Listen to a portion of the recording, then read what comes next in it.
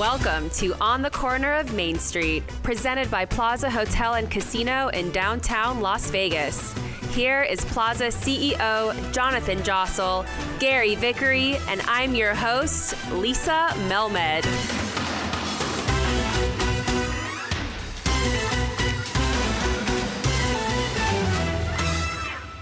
Hello, Jonathan. How's it going? Hey, Lise. Good to be back with you. It's been a little while over the summer. Yes, you've been traveling. As have you. As have I. But we're back, and it's nice to be doing this. And loved all the feedback on the Union episode. Yes. What a great insight into history that was. Not just history, but how this town works and the way that the significance of it. The feedback's been great. I was on a Wikipedia deep dive after that episode, like Googling every person he mentioned. It's very interesting. Yeah, and respect to Ted Papa George for doing it, because they don't do much publicity, so it was great too. Well, they do, but not like with the hotels, and partnering with us on that was great, so appreciate him doing it. So this episode today is, we thank you everyone for submitting questions. We're going to answer your questions. And we're also going to give you a chance to win an ultimate getaway weekend at the Plaza, a 2-night stay, dinner at Oscar's, and drinks of the Sand Dollar. This is our 80th episode? Yep. Something like that, right, Rich? I have lost count. It's been so many. I'm pretty sure it's 80. But anyway, I on some of my travels, I went back and listened to some of our original episodes, and boy, have we come a long way since then, and developed our skills, shall we speak. If you're listening to this and you're new to the podcast, don't go back and listen to the early ones. Just catch up now. And it was cool because we used to do like guest questions, but we didn't have that many, not guests, but listener questions, and probably didn't have that many people listening. Now we've built something which is cool, and so we decided that we would do one with a lot more questions and engagement from the audience. So that's what I think you started preparing. Yes. And not only that, we also have a very special guest. Yes, Bronson Olimpieri is with us. He's been in the business forever and oversees marketing, food and beverage, entertainment, creative. Bronson, welcome. Things. Thank you. Thank you for having me. Welcome. We wanted to have you on the podcast for like 2 years, and you've always said no. But then we found you in the office this morning, and Gary's out, and we're like, Bronson, come and join us for a Q&A episode. So we got Bronson Glad here. to be here. How many podcasts have you done? 0. Welcome. And why don't you? Well, let me just say this: Bronson joined us in like 2016, 17, roughly 5 years ago, and I give him great credit because 7 years ago, Jesus. Well, yeah, we are in 22. Yeah. You say that, but the pandemic was a year off for everyone. Yes. So let's just say We got really good at our golf game. There we go. The guy who got me into golf, right here. And when Bronson joined us, we were in the early days of me getting licensed. I just become the CEO. I met Bronson through a mutual friend, who, by the way, should come on our podcast one day, J-Rock, if he's listening. He has come in and, along with his wife, been critical to the development of the Plaza brand, the imagery. I know that many people know us with the banners on Main Street, that look, that feel. Vintage girls, models, and photography is all Bronson and his wife. And our social media following and Instagram stuff particularly has been something that Bronson's really spent a lot of time. So I give him great credit for the relevance of the Plaza brand and the evolution of the Plaza brand. Is that fair? Absolutely. Thank you for those kind words. Yeah. Well, it's it's on the record now. but it is interesting to people if we can, before we jump into these questions. You were at the Palms when you first came to us. Well, you have an interesting story. So why don't you tell everyone a little bit about your background? Yeah, before we get actually, to the questions. I moved out here in 2000 and opened up the V-Bar in the Venetian Hotel and Casino. Was there for about 3.5 years, and then I went to work for the Malou family and Michael Morton and Scott DeGraff at the Palms for the 9 Group, and was there for close to 9 years. Started off doing customer development and marketing, and then ended up becoming the VP of the company for a few years before moving on. And then you were at the Link for a minute? Yeah, then I started my own company after that, and then I went on. John Gray, who also used to be at the Palms, brought me over there and helped him kind of develop and open up the Link and Brooklyn Bowl, and I did all that for a few years. I hear it does great, by the way, the Link. I don't know if you guys... It's changed.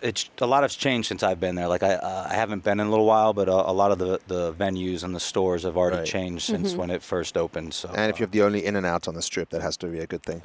Yes. But I think it's interesting. So obviously, we know Michael Morton, and he's our partner in La Comida, the restaurant downtown. But why does a guy like you, with the Palms and the Venetian, why come downtown? What did you see downtown that you thought was interesting?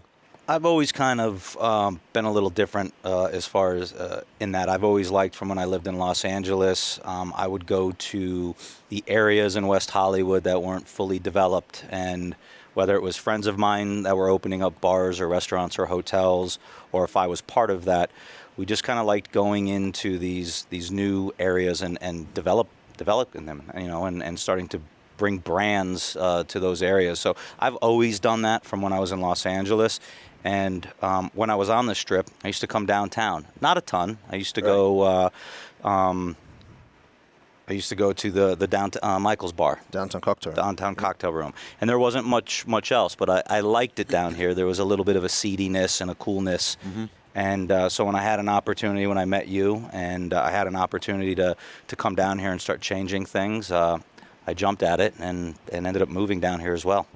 That's right. You end up living down here as well. That's yeah. Cool. Yeah. So that's what happens. You get a touch of downtown, and then you want to. And I think it's a great testament to downtown that guys like yourself, but many others now want to be involved in downtown. When we started this 2005, 2007, people thought we were nuts. No one wanted to be down here, but you were an early adopter, even in 2015.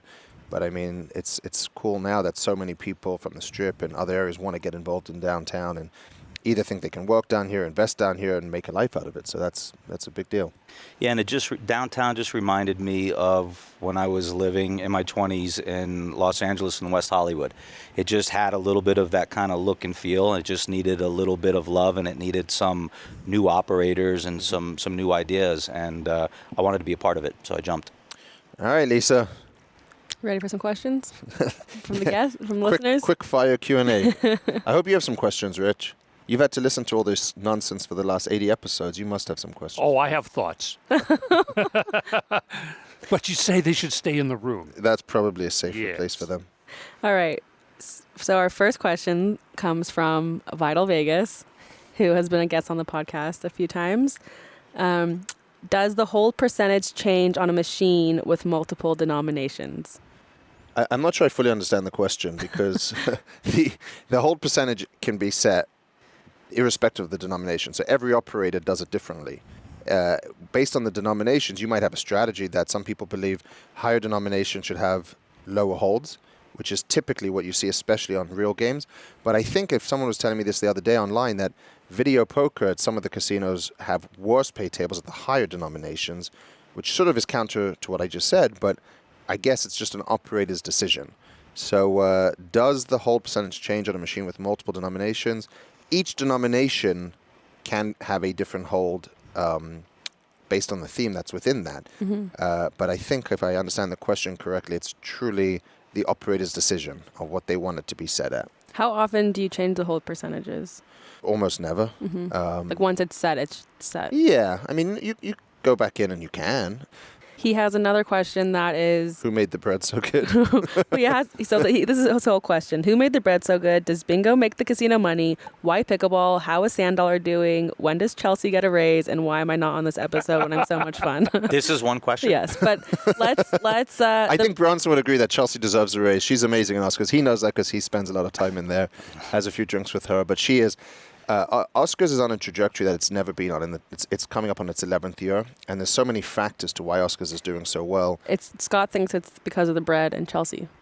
Chelsea is definitely a part of it. Chelsea is a Not big part of it. Well, we'll get to the bread in a second, but Chelsea is a big part of it. Do you agree, Bronson? 100%.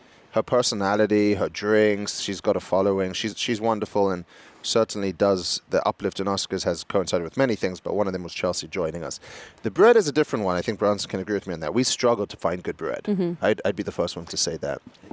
And we now have destination bread. Yeah. But what is interesting is I was at a steakhouse on the Strip on Tuesday night, and they're all charging for bread. You paid for the bread basket? It's not just there. In other places, you pay for the bread basket. Yeah, if you want... How do you feel about that? Times are changing. I think it's odd. I mean, it's odd now. Listen, if somebody says, so for example, if somebody orders like multiple bread rolls, or like ours is a nice piece of bread, if you eat all of that and then you're like, I need another one, okay. But then if you start doing that like for your whole meal, it gets a little weird. You hear that, Scott? But the complimentary bread at a meal is like an old age thing that when you go to a restaurant you get. So it is odd to see it. But on the other hand, if you want to make better margins, you charge for bread. And if someone's going to pay $7 for some bread, why not? Absolutely. Uh-oh. Is this coming? Is But that our bread, coming? no, we're not doing that. Our bread is destination bread. It's the best bread by far, and we're very proud of it. What do you say, Jonathan? That was an 11-year overnight success getting that bread? Yeah, exactly. That feels like an 11-year overnight success. We struggled with the bread. And by the way, it still should come out warm. The butter should be presented. The presentation of the bread these days is important. You know, you go to these restaurants and they put in these nice sort of skillets. It's a whole experience. Can we say where it's from, or is this some trade secret that you have to come here to get that bread? Have to come here. Okay.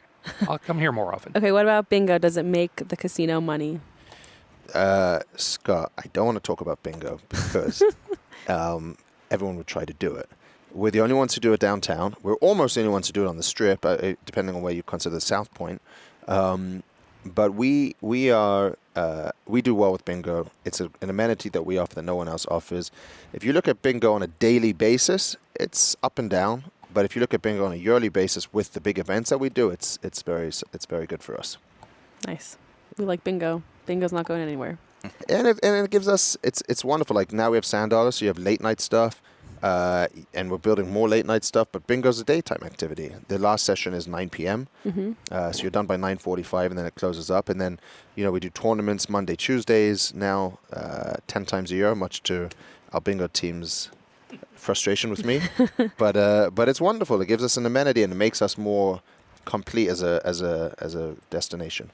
But I see there's a mention of Sand Dollar. And what would you say, Bronson? How's Sand Dollar going in the early days? We had our great partners Nathan and Jameson on the episode a few months ago. Sand Dollar's going good. We are improving every day, and we're excited about some of the bands, the upcoming bands that we have. But if you haven't been to Sand Dollar yet, please come on down and check it out. It's really about the bands at the end of the day. It's a live music venue.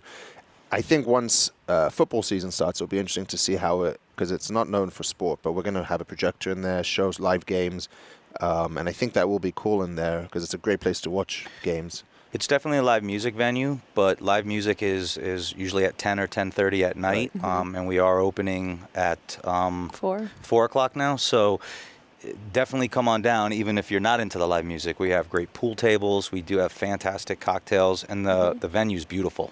Yeah. And maybe it's not public yet, but we are going to open, I'm told, Saturday, Sunday, 10 a.m. for football games, college football and NFL on the weekends. Rumor I've heard. Yeah, that is a rumor that I've heard. Okay, but anyway, Sand Dollar's doing well, and we're happy with it. It's only been open 2 months, and I think the pizza's great, the video poker's great, the best pay tables in the city, and the atmosphere is good. The bartenders get a lot of great feedback, so I think we're happy with how it's going. Yeah, it's and it's serving a late night need that we never had. Yep. While we're under construction as well. Yeah. What about pickleball? We just redid the courts. Why pickleball? It's everywhere now. It's everywhere. All over the news. I got a call the other day from someone who was watching pickleball on Channel 8, CBS, national TV, and they're playing pickleball on TV. And they said, how did you know this was going to be successful in 2016? And I said, I didn't. We had no idea, but it was the only thing we could do with those courts. And why pickleball? I think in a much less significant way, similar to bingo, it gives us something to promote, something to talk about, something that gives people a reason to come here during the day, early evening. And we get hotel guests staying here every day because they want to play pickleball. We have tournaments that we host here. Next month, we have the Las Vegas Pickleball Open that we actually own. And it made us different. It gives us something to talk about. It's a beautiful facility. Just kind of listening to the last 2 minutes of everyone talk is another reason why the Plaza, I think, is so great. We can offer a lot more to people than other places. Right. Everyone can come here, whether you like pickleball, whether you like playing bingo. We have young entertainment, whether it's live music and comedy. There's a lot going on at the Plaza for everybody. And for speaking as someone who is very, very old, who lives in Sun City, Summerlin, God's waiting room, which probably has maybe a couple more pickleball courts than the Plaza, but not many. It's about equal. I think they have 16. Yeah. It is something for people of my generation that's physical and popular and not offered anyplace else. Well, it's interesting you say that. So if you watch the guys on TV, they're probably in their 20s. Yeah, yeah. Incredible athletes. Pros, and people like me that are extremely athletic and professional. Yeah. Just so ripped. Some of the best, one of the best pickleball players in the state of Nevada. But it's for everyone. You see, now the other game sweeping the nation and the country and the world is paddle with the glass box. They don't really know as much in America, but in Europe it's huge. But that is tougher. That's a little bit more like tennis, where you have to be more athletic. Like you said, pickleball spans all ages. Yeah. There's a video of Bill Gates playing it, and he looks particularly unathletic. But incredible, loves pickleball, wants to play it every day. And I'll tell you this, don't be surprised if you see a lot more pickleball in this city soon. On the Strip, there's people talking about it, some very big operators talking about it. There's some big events coming here in end of this year that the Strip's getting involved in. On Sunset, they're building courts. So don't be surprised if you see a lot more pickleball in the near future in the city. Unfortunately, we need to do more, and we will. But it's coming in a big way. Courts look beautiful right now, by the way. Last time I was on the roof when we were doing a photo shoot, looking down at the pool deck with the courts. It's fantastic. It's fantastic. They look great. I agree. Back to casinos. Do casinos actually value full play video poker players? Or should this guest mix in slot play? This is a question from @Max or Maxwell. Yeah, I think if you want to get better offers, you should add in slot play. I think casinos value video poker players, of course, but depending on how again, this is an operator decision. Some places value differently. I think there's a new technology out there, I want to say by Acres Gaming, where they can actually tell the skill of the video poker player. We don't have this system. It's pretty new. I'm not sure who has it, but they can tell the skill of the video poker player, and based on that, they can tailor-make offers to them. So even if you're playing full-play video poker, doesn't mean you're playing it to perfect strategy, right? So it depends on the casino. If you penalize someone for playing full-play video poker, which I don't think anyone penalize you, but they maybe don't give you enough credit for that, or theoretical for that. But then if the system can tell you that, yeah, this player's playing it pretty badly, then it's different. But yes, you should mix in slot play to answer. What is full play video poker? Full pay. Oh. I think it must have meant full pay. Got it. What is it? It's basically 100% payback on the video poker machines. Which we have here. We do, yes. And very close to that as well. So like 99.7 or whatever it is if you play it, depending on how perfectly you play. But most people don't know how to play it perfectly, especially like the more technical ones. Like I noticed you look right at me when you said that. You definitely don't know how to play perfectly. Like jacks are better. I think people can play maybe some of the others, but the more complicated versions, and some of the harder ones, I don't think people know how to play those perfectly. There's definitely people out there that do. Don't get me wrong. Rich, do you look for the 100% payback tables? When I see it, I gravitate toward it, but they're not always labeled. They're not labeled. Not everywhere. Yes, exactly. So I just take a chance. Yeah. All right. What about smoking in the casinos for employees? Why are unions not fighting for the employees that they represent? And why are casinos so indifferent to their employees and customers' health by not offering more smoke-free table and machine areas? This is a question from @ChuckFrane. Well, we probably should have asked that question to Ted on the last episode. Yeah. And to hear what the union's perspective is on it, because they don't, from what I'm aware of, push it as much. But I think part of that issue is the people that are most impacted by smoking in the casinos are the dealers. And they're not governed by the culinary union or any union for that matter. So that probably answers that question. There's no union for table game players? Table games dealers. Table games dealers. The players have it. I meant dealers. Isn't there like an agency or something? No. Well, we don't use them, but there are agencies, but that's not a union. Okay. So no, there's not a union for the dealers, and they're the ones that probably are impacted the most by smoke. Why are hotels so indifferent to it? I think the answer is if you walk through the casino and you see how many people are gambling and smoking at the same time, they go hand in hand, and some people debate that. Brian Christopher debates that with us. Do they go hand in hand? Don't they? It's sort of to be determined. But if you talk to the casino operators, I don't think they're in a rush to get rid of smoking in the casinos. We will be doing it in an area and have electronic table games there and have video poker and slots. And slots, yeah, exactly. And cocktail waitresses are probably impacted by it. Yeah, yes. A bit. Yep, and that is covered by the union. Do you have a preference, Bronson? Smoking, non-smoking? Non-smoking. Me too. Yeah, but we don't smoke. Right. And you guys don't gamble that much that I'm aware of. I also think it's just kind of a thing that's been happening forever, since the birth of Vegas and other areas that have casinos, like drinking, smoking, gambling. It's always kind of gone hand to hand. People are living a more healthy lifestyle these days. So I think newer generations are not smoking as much and don't mind it. So I think the progression will only get better towards that, and we're doing our part. We're opening up our new casino that'll be non-smoking. And Sandal is non-smoking. Yeah. It might be inevitable that the casinos eventually get there, but I think it's a ways away. Mm-hmm. Yep. In We'll the see what 7 happens. years that I've been coming here on a steady basis, and then the almost 4 years I've lived here, I've really noticed a decrease in the amount of smoke in a casino from 2013, 2014 to now. It just fewer people smoke. Yeah. I agree. For Yep, sure. I agree too. Okay, so this is also from @ChuckFrayne. Casinos are pretty much everywhere or easily accessible in the U.S. now. Why has Vegas not tried to just offer better games such as single zero roulette, 3-2 blackjack as the norm? And is the increased hold on 00, 000, and 6-5 worth that much? Yeah, so that's a pretty easy answer. Yes, the holds are worth that much, for sure. And to the people that do that, we don't have 000 roulette. We don't have 6-5 blackjack. We did experiment with it some parts over the summer just to see the difference in the hold because I had never seen it in action. The answer is yes, it's worth that much. And I think the other part of that is it's sort of similar to like the 99-cent shrimp cocktail. Costs of living have gone up. Cost of labor's gone up. Cost of operations have gone up. I mean, gas bills, electrical bills for the casinos have gone through the roof. This is more recently, but just if you look at the last 20 years, cost of operating casinos has gone way up. Cost of marketing, Branson's gone up. Buying a billboard today is very different to buying a billboard 20 years ago. Absolutely.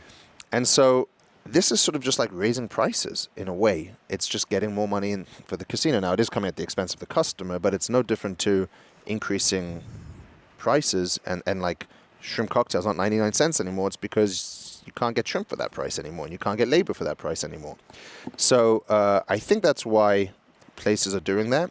And yes, the increase in hold is worth that much. And I think the argument of it's everywhere now, gambling in the U.S., it is, but Vegas is still Vegas. Yeah, And some people thought sports betting would take away from Vegas, and it's only added to sports betting in Vegas. So I think it's just Vegas has a great draw. It's August, normally a slower time of year. I was on the Strip this weekend, blown away by how busy it was. I went to see Swedish House Mafia at XS. Place was wall to wall with people like I've never seen. Wow. So if there are problems in the world and inflation and recessions coming, it is not happening in excess.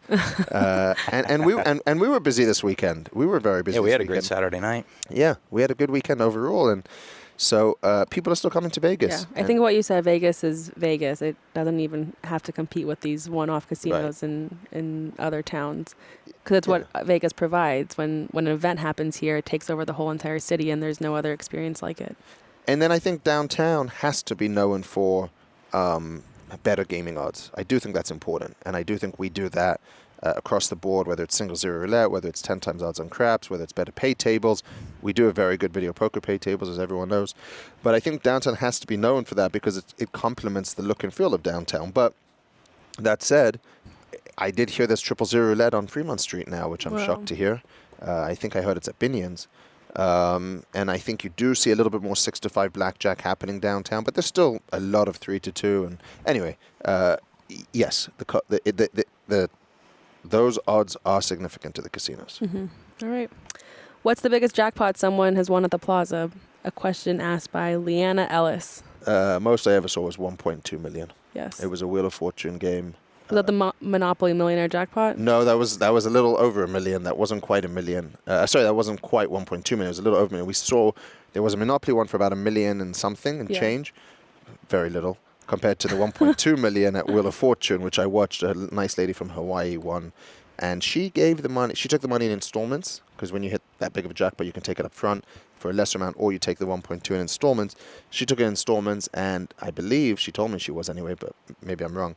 Was going to use it to pay for her kids' college tuition. Well, Awesome. Yeah, which was nice to see. Yeah. But yes, 1.2 million is the biggest I ever saw, and luckily that wasn't ours to pay. Okay, so for hotel, this guy Mighty Hef asks about the resort fee. Does anyone like a resort fee, and why basically do? Oh, I love a resort fee. I love a good resort fee. Don't you, Bronson? Absolutely. You get so much for your money. You get a lot more amenities. Listen, nobody likes resort fees, I think is fair to say. But at the same time, it's become widely accepted wherever you go in the world, you're pretty much getting resort fees. What do they represent, I think, is more important in terms of, for some people, like if it includes Wi-Fi, Yeah. I think that's a value. Yeah. I mean, if you travel now and you have to pay for Wi-Fi anyway, what's the difference? So I think if Wi-Fi is included at the plaza, I do like it at hotels Parking. when parking, of course. So imagine you get a resort fee and then you still have to pay for Wi-Fi and parking. That to me, I could see more of a frustration with. I do think that the places that charge resort fees that don't even have a swimming pool, for example, that's more questionable. But for us, I think it's got a great inclusive package. There is some value to that. Should it just be included in the rate? I think you could argue that, but there's so many reasons why it isn't, particularly to do with online searching and the OTAs, which is a huge problem in the hotel industry, or not problem, but a significant. What's an OTA for listeners? Online travel agents, so Expedia, Booking.com. That's such a big part of the hotel business now that resort fees do play into that. And obviously the way you search. And so, yeah, I think it's just a part of the business. And if resort fees went away, the base rate of the hotel would just increase. But then that would defeat the purpose of competing with the OTAs and everything. You're exactly right, yes. What are your favorite restaurants in Las Vegas? Oscars doesn't count. Okay. So you have to choose something else. And this question's from Sam Guarino. It's a tough one because there's just so many great restaurants. What are yours, Lisa? Well, I prepared. Give Bronson a second to think about it. Bronson just saw this question. But mine are downtown is Latai. Okay. On the strip is Haleo. And off the strip is Other Mama. Those are great 3 restaurants, Lisa. I could tell you prepared for this. I did. You've been thinking all weekend about it. Did you order any of those 3 this weekend? No. Or did you go to them? You got one, Bronson? I'm going to throw one out, but I'm going to go opposite. Nothing super fancy or nice. On the border of downtown, I love a casual place, Baja Mar. Great fish tacos. Yeah, that is fantastic. That's a good one. So on the cheaper scale for some people. Yeah, downtown. Baja Mar, great fish tacos. And when you're done there, you go behind the corner to Love It for frozen custard. Yeah. That's exactly what I do. I just don't tell my wife about the custard part. Yeah, just leave that out. I have so many, I need an app to keep track of them. And that happens to be Neon Feast. We'll give you 2, Rich, please. I just want to plug Neon Feast. Al Mancini's app that has all the great restaurants in town, curated by actual restaurant industry pros, as we call it, Yelp without the holes. Okay. And I would have to say, I know we can't choose Oscars, but I'll say this. Oscars got voted the 2nd best steakhouse in all of Las Vegas by USA Today, making it the best steakhouse in downtown because the only place that beat us was SW at the Wynn. And I have to give them great credit because when I lost to SW, when we came second to SW, I should say, I wasn't mad. Like, SW is a pinnacle that... That might be the only time coming in second is okay. Yeah, I mean, I still want to knock them off their perch. I still want to become number 1. Yeah. But coming second to SW, the experience there, the service there, that fountain, the show, the quality of the food, the overall experience of SW is tough to beat. Is that where you were that charged for bread? No. Okay. I don't think they charge for it. No, they don't charge for bread. Nice. It wasn't there. There's a few Lisa, I places. like that. You're trying to get it out of him. You're trying to get him to say He's charge political. for bread. Yeah. Well, no, but you don't need to be... it's a lot of places charging for bread now. There's not just 1 or 2. But SW is tough to beat. Now, if we're going back to downtown, I mean, I don't know that I have one, but I would definitely like to plug or at least mention the places where we do some of our partnerships with You or Me Sushi. Oh, yeah.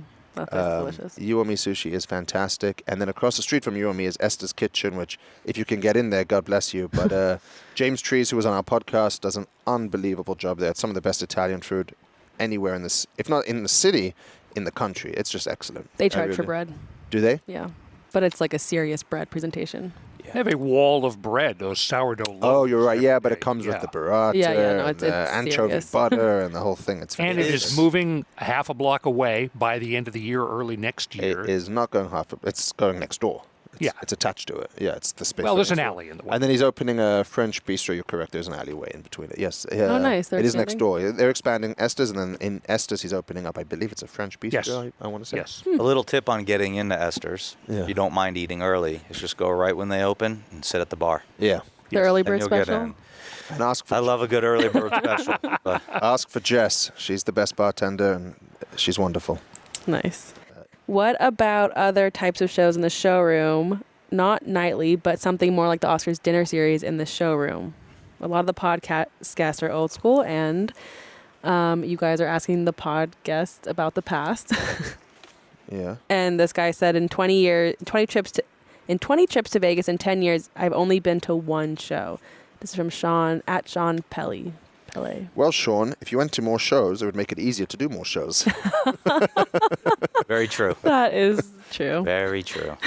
I mean, Brance, you might have some thoughts on the shows, but just on the Oscars dinner series. That'd be awesome in the showroom. No, it wouldn't. Yes. The whole point of the Oscars dinner series is the intimacy. He's verbally abusing you in front of everybody.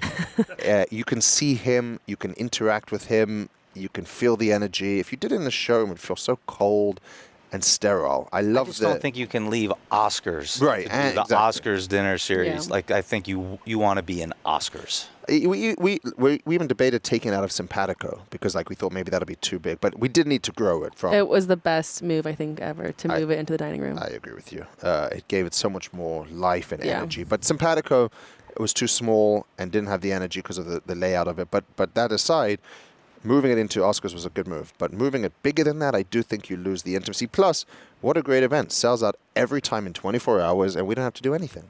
It's wonderful. Imagine it in the showroom. Don't want to do it. Okay. But the showroom is tough, Bronson. What do we do? Yeah, we have this beautiful classic showroom, and we've tried a lot of stuff in that showroom, but it is tough selling show tickets downtown. I will say that now. I think it's tough selling show tickets anywhere in this town right now because you're competing with Swedish House Mafia, who's got a huge audience. You're competing with the DJs at all these nightclubs. Look at the numbers coming out of the shows. It speaks for itself. I think we'll get it. We'll nail it one of these days. But another thing is, it's right in that in between size. Mm-hmm. I actually think it's a perfect size, but it's a little too small when you want to book a bigger act that will draw and sell tickets. That's true. Sometimes it's too big for the smaller acts that need a little help. So it's kind of that in between size, but it is a gorgeous showroom. It's probably the last of its kind in the city. So we're gonna keep on keeping on it and get something. This is a call to all shows and entertainment people. If you want to use the showroom at the Plaza, get on it because otherwise I'm turning it into a bingo hall. And let me say this. I think the mob story, which Bronson was a big part of with me here, it was such a great show. And it had all of the right parts to it. And I was talking about this on Saturday night with someone that it could have worked. I think it just needed more time. When you talk about shows opening, and Ross Mollison, who's been on this podcast, he'll tell you it takes a year to build the brand. You need to have the money to build a show. And that doesn't just mean opening. That means giving it time to catch on. I think the mob story would have got there. I think there was enough there and a quality show, but it needed time, and it just didn't get the time it needed, is what I would say. That was the best production or anything I've seen in that room since I've been here. Like I really like that show, and I agree with you. I think it needed year and a half, and it could have turned the corner. Yeah, I think we would have got there. Yeah, I think a year. It was picking up. It just needed a bit of time, and of course that costs money. Yeah. But the showroom we won't give up on. Speaking of showroom, Yeah, guess who sent a question in? go on. Doug Stanhope. Oh, did he really? Where is it? What did he say? He is asking when will we move downtown closer to the airport. And Vintage Las Vegas replied to him saying, just get a helicopter service from Las Vegas to the Plaza rooftop. I mean, I think the Las Vegas airport's pretty close to everything in this city. Weren't they looking We're at pretty moving spoiled. it at one point? The airport? Yeah. I think they talked about it, or maybe building a second one they talked about. Like a while, like years, maybe 15 years ago. I don't know. Yeah, I know more recently they did talk about doing a second one further south, I want to say. But listen, with the Tesla tunnels coming, or the Boring Company, I should call them, that will make the airport closer. Doug, hey Doug, good to know you listen to the podcast. I think that Doug has touched on something important, which, by the way, Doug doesn't need to worry about this because he sells out that showroom every single time. Doug, he's coming. Can we say to talk about it? Yeah. Yeah, he's coming for New Year's Eve again. Yep. New Year's Eve. New Year's Eve. Saturday Doug night. Stanhope. Doug Stanhope. Tickets are not on sale yet. Okay. They will sell out fast, so pay attention to the website. Doug is unbelievable in terms of the Plaza showroom and the following. And Doug is a great example of someone who probably could sell out bigger rooms. He does. But loves the Plaza brand downtown. His fans love it. And he's a big part of what we've tried to do over the years. And hopefully we'll be doing more with Doug for many, many years to come. Maybe that's the solution for the showroom.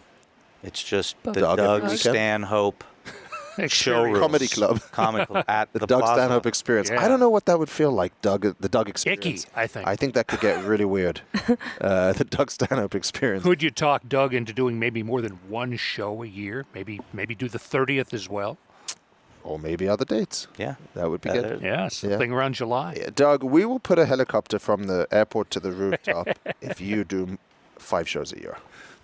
Fair? Wow, fair. All right. We do have a Yeah. helicopter landing platform that was intended for the Plaza rooftop. There just hasn't been a helicopter coming here for a little while. Doug, how cool would that be? You landing on the Plaza rooftop.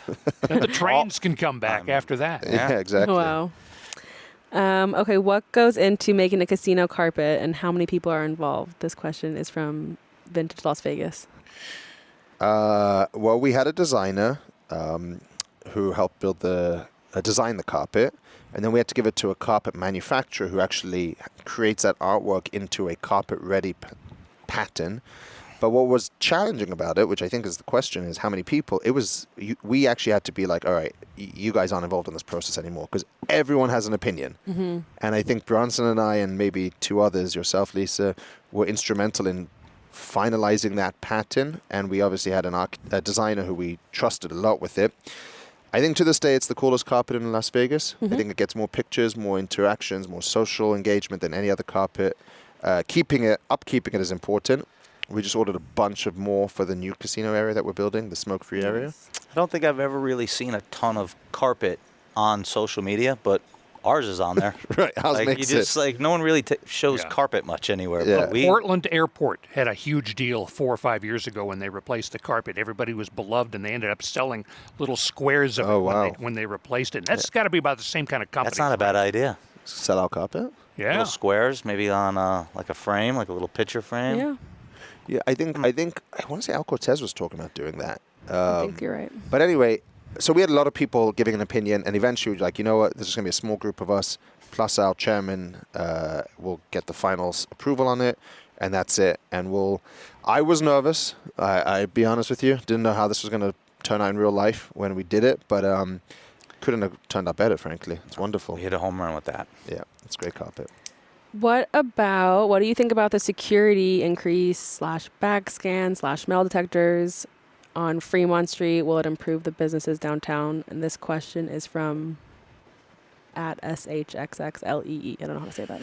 Well, in short, and I don't want to talk too much about it because it's really a Fremont Street experience matter that they deal with, and they have their own board members and everything else. But we obviously, along with them, think it's critical, along with the mayor and all other business owners, that it's critical that downtown gets that situation under control.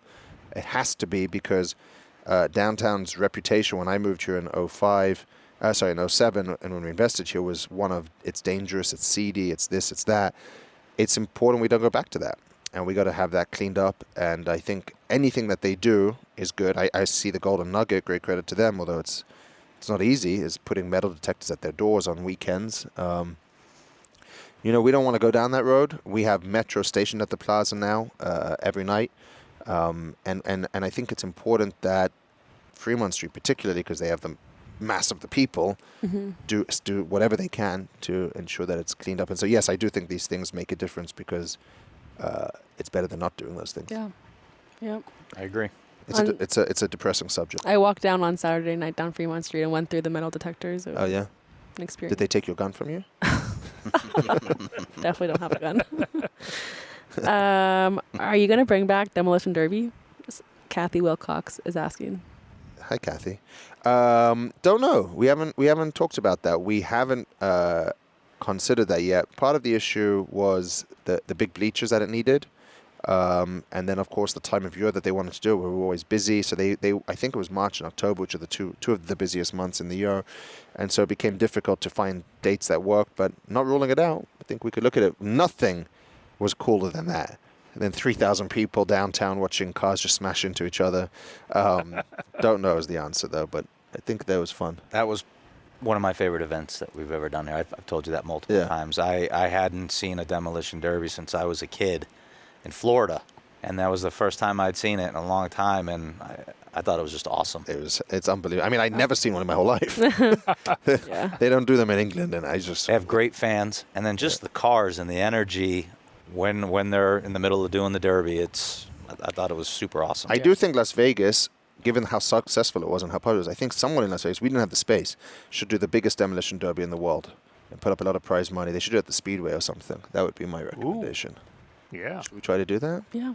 Okay. Turn Greyhound into a huge derby. Plaza will be the official sponsor of it. I'm on it. The Plaza Smash Up. Nice. What about write that down, Lisa. Plaza Smash Up? Got it. Buckeye Tubbs wants to know if there's any plans on opening another pool since we have all that space. Well, and I know we got a lot of questions also about Greyhound. So I think the answer is we're not looking at doing another pool right now, and Greyhound is in the works. But I think people got to give us a little bit of a break here. We just opened the Sand Dollar. We've just broken ground on the Carousel Bar. We've got a new casino coming. We've got Pink Box Donuts coming. An area. Sorry? A new area. A new casino area? Mm-hmm. New gaming area or whatever. Yes, you got to be technical on what you call it, correct. And so I think that we're a small team.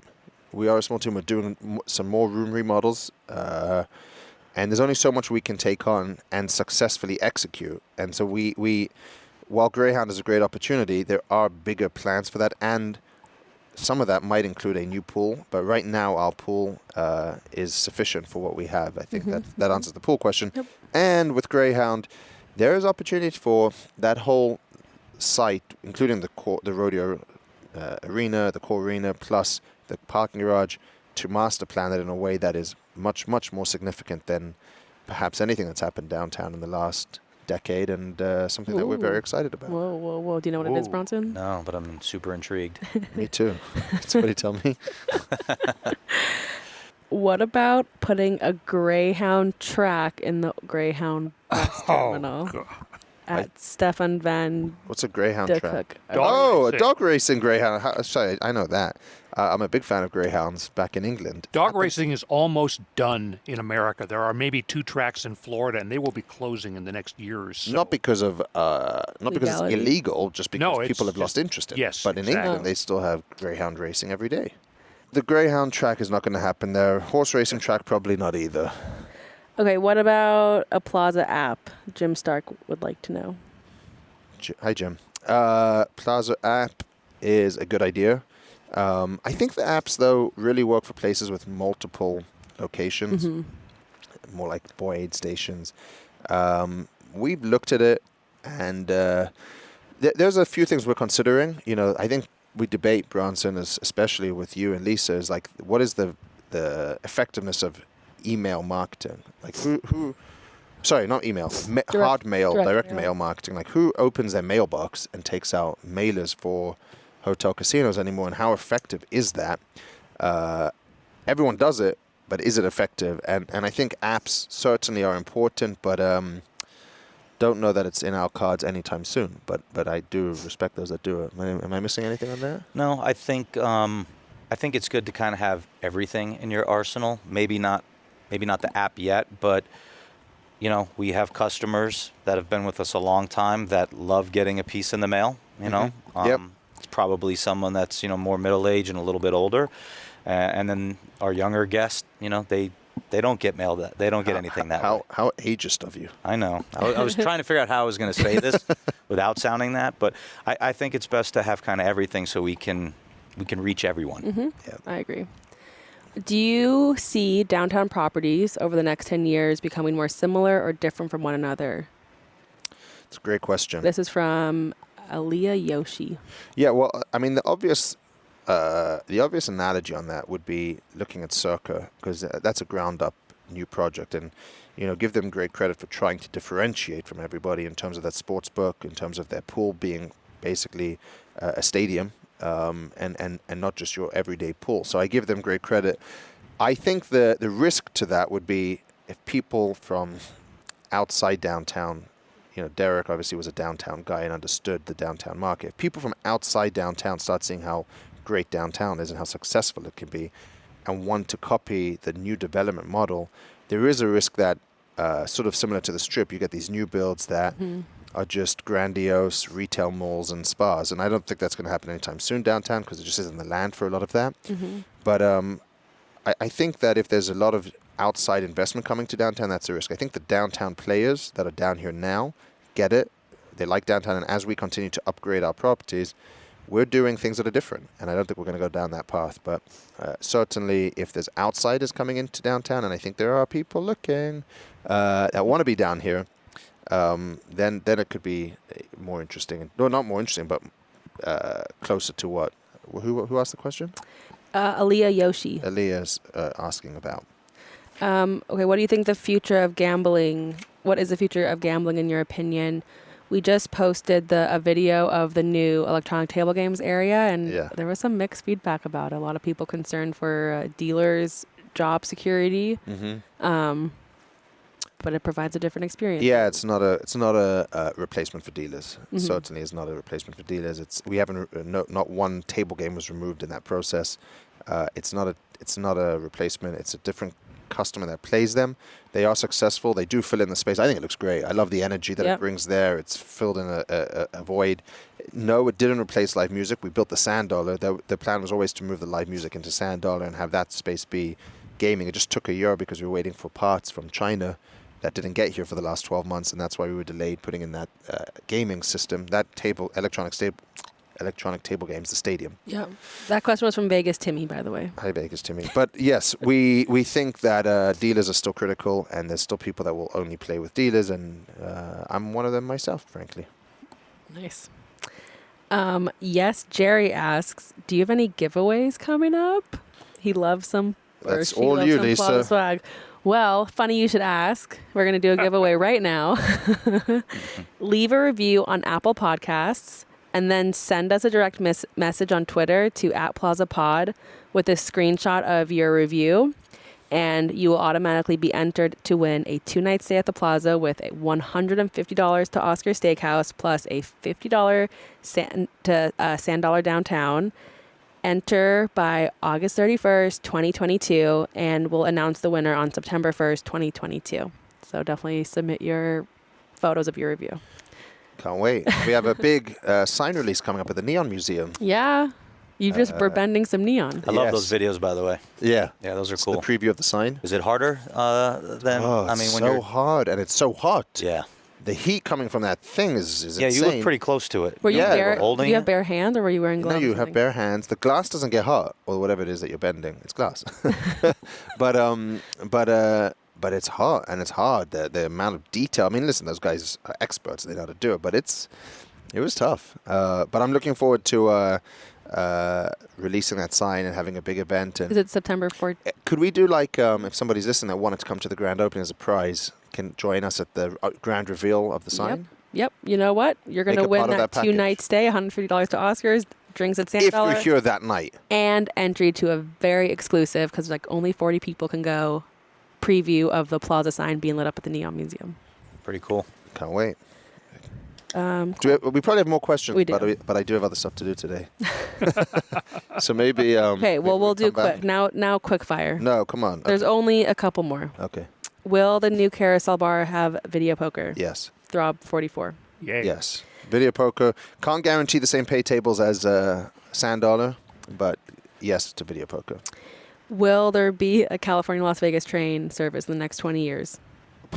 20 years is a long time, but they told me 20 years ago it was going to happen. I hope so. That was from Ned Ryerson. I don't think so. If there is, I don't think it'll be. No, I'm going to say no. Do you have any plans on partnerships with other YouTubers? From Debbie Kelly Hawkins. I mean, why would you ask me that? Isn't that don't you answer that? We always work with YouTubers. We love it and we welcome it. Yeah, we do. Maybe if the question is to the same extent as what we do with Brian, I don't know. Right. Possibly, but no to. But just in general, of course, we love it. Absolutely. Yep. Yeah. Is there a change for the main entrance and lobby check-in? Kate K asks. Yeah, it's already moved to the South Tower as a temporary situation while we do so is that construction. permanent? No, but we are evaluating how the flow of the building goes with that there and what we could do with the old front desk. We're looking at some new food and beverage concepts. I'd like to see an oyster bar downtown, not necessarily in the plaza, but one of those ones that you see like at Palace Station or South Point. Those always have a line. Always. And I think there's other things that we'd like to do food and beverage wise. So yeah, we're Kate. I know who you are. And looking forward to having you back, but don't know when in the next 6 months it will be at the South Tower until we see what happens with the carousel bar and all the other foot traffic that we're going to be experiencing. And that's it. Thanks, Bronson, for joining us. You can follow Bronson just at Plaza Las Vegas on Instagram. Thank you for having me. We'll be back again soon, but in the meantime, please rate, review, and subscribe. Tell your friends about On the Corner of Main Street, and of course, follow us on social. On Twitter and Instagram, it's at Plaza Pod, and on Facebook, find us at Plaza Podcast. Or go right to the top and tweet Jonathan at Jonathan Jossel. We'll see you next time from right here on the corner of Main Street.